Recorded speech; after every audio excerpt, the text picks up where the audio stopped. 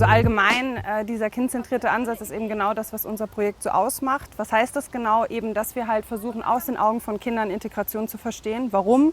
Weil eben wir Kinder als Akteurinnen wahrnehmen, die an der Gesellschaft teilnehmen, die auch Gesellschaft mitgestalten können, aber eben unserer Meinung nach nicht gehört werden. Und das ist eben das, was wir mit dem Projekt verändern wollen. Wir haben in unserem Projekt verschiedene Methoden, mit denen wir arbeiten.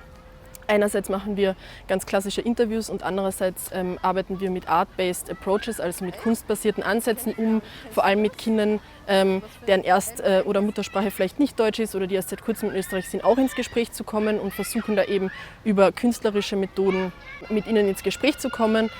Und jetzt gerade haben wir uns in der Gruppe damit auseinandergesetzt, was sind so verschiedene Themen. Einerseits haben wir uns angeschaut, was bedeutet für die Kinder zu Hause, andererseits, was bedeutet für sie Wohlfühlen und andererseits, was bedeutet für sie Freizeit. In Wonders war ich sehr klein und ich erinnere mich nicht so, war ich sehr klein und habe mich nicht so viel erinnert. Wegen des erinnere ich mich immer in Österreich, ja, zu Hause Österreich.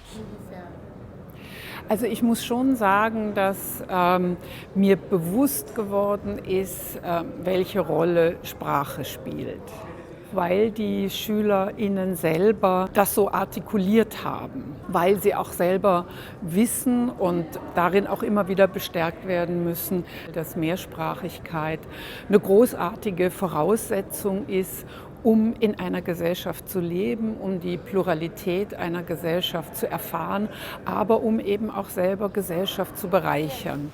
Mein erster Schultag war langweilig, weil ich könnte nicht Deutsch reden. Und ich hatte den ersten Schultag einen Freund gehabt, der könnte fast meine Sprache und ich habe mit ihm viel gelernt. Ich habe beim Projekt angefangen, da bin ich zu einer Schule gegangen und konnte einfach dabei sein im Unterricht, konnte miterleben, was die Schülerinnen und Schüler erleben. Und was ich halt auch sehr schön finde, dass es ja um Integration geht in dem Projekt, ist, dass es nicht nur um Leistung geht und dass die Kinder und Jugendlichen Deutsch lernen sollen. Das war auch für mich irgendwie eine Erkenntnis, dass einfach auch gerade wenn man sich im Asylverfahren befindet, gerade auf den Kindern ein irrsinnig großer Druck irgendwie auch lastet, sondern dass auch wirklich das Wohlbefinden ganz zentral ist, weil man nur, wenn man sich wohlfühlt, auch wirklich integriert ist. Ich fühle mich wohl, wenn ich mit Fußballball Gabel mache.